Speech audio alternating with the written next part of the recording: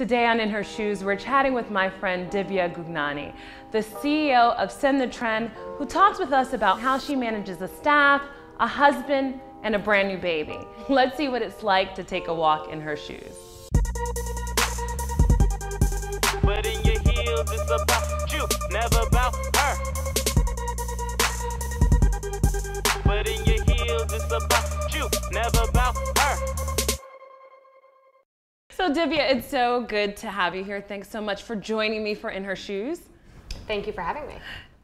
You're an amazing entrepreneur, mom. We'll get into all of that. But, you know, as an entrepreneur, you said that, you know, most entrepreneurs tap into something you call their pain point to start a business. What was your pain point to start Send the Trend? So I used to be a woman in finance, and I used to shop at department stores like Saks and Neiman and Nordstrom. And I would walk in and I would get great personalized service. So I became an entrepreneur, shopping at sort of mass market retailers, so like a Target, a Marshalls, the TJ Maxx. Really, it was a pain point because I couldn't get that personalized, customized experience that I was used to having when I had a larger budget. So I said, why shouldn't women in, you know, kind of an everyday budget not have that experience? So I wanted to basically replicate that customized, personalized shopping experience online. We launched Send the Trend in October 2010 with that in mind. Tell me how personal style plays a role in your life. I mean, in what ways? I mean, outside of being gorgeous and, you know, wearing your amazing jewels and gems and everything else, I mean, how does it play out in your life? I love amazing jewels and gems. You've got that right. I have a weakness for all things blingy. My own style is polished, I would say, somewhat elegant, and then very casual besides that. Okay, wait a minute. It's Polished? Polished and elegant when I go out. Okay, got it. And during my day style is very casual and comfortable.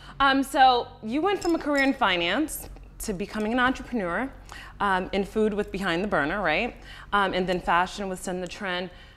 How did you make that transition? I think I approached it with a really different attitude. I was like, I'm doing this for my own experience. So I just picked up one day and I just started my own business. Gone was the salary, gone was the nice So wait a minute, you office. just literally was just like, okay, I'm out of here. I know, I had an idea in my head. I went to my boss. I thought that was the respectful thing to do. And I said, hey, listen, this idea is keeping me awake at night. And he's like, you're crazy. I was like, you know what?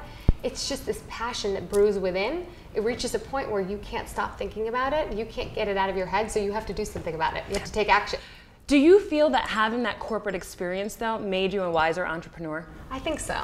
I think that everybody has to come into their own at the right time. Kids are coming out of college today, and they're moving right back into their parents' houses to save money so they can start their own business. It's like a different dream. Yeah. So for me, I needed that career in finance. I needed the exposure to build that network of people. Relationships are everything. I mean, I really... Everything. You can't... Every break in life for me has been a relationship. Absolutely. And the other thing, too, is that, you know, I agree that young people are saying, you know, they want to be entrepreneurs from the gate, which I think is great, and it's ambitious and it's courageous.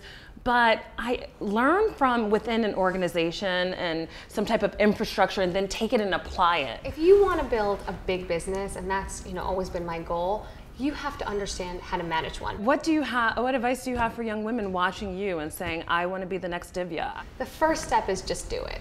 I find that so many women are very good at thinking through the process of becoming an entrepreneur, but don't actually go and do it. It's just that fear of failure. If you fall completely flat on your face, at least you're still going to learn from the experience, and you're going to be wiser the second time around. Yeah. Number two, be ready to pivot. Be open to change, embrace it, and just keep pivoting till you find out what works. And I think the third thing is just really don't get discouraged. Speaking of all the stuff that you have to do, you know, CEO of 2 companies and working on others and wife and new mom, I mean, how do you, I don't even believe in balance. I think balance is a misnomer. That suggests 2 things, but how do you do it all? I think I stay incredibly organized. I've got hours I need to spend with my child, hours I want to spend with my spouse, hours I want to spend working on my businesses, hours I spend advising other companies. And within those buckets, I really have to be efficient to get the maximum amount of stuff I can do. I believe in quality interactions, not quantity. I do whatever I can do, and I try and do it to the best of my ability. But I think you just touched on something that we have to share with our viewers, and that's you don't take on projects that you can't do. So the power of no. Power of no.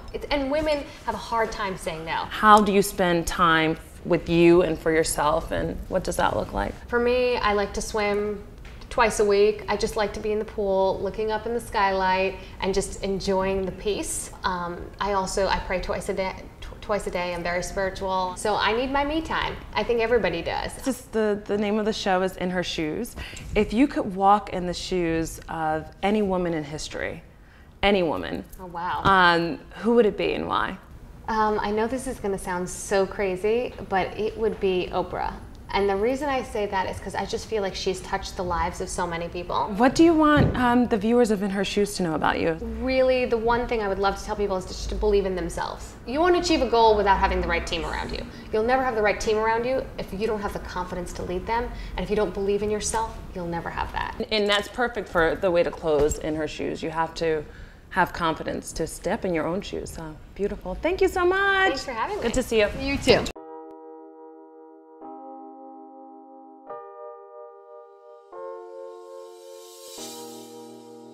XAV. Let's get it.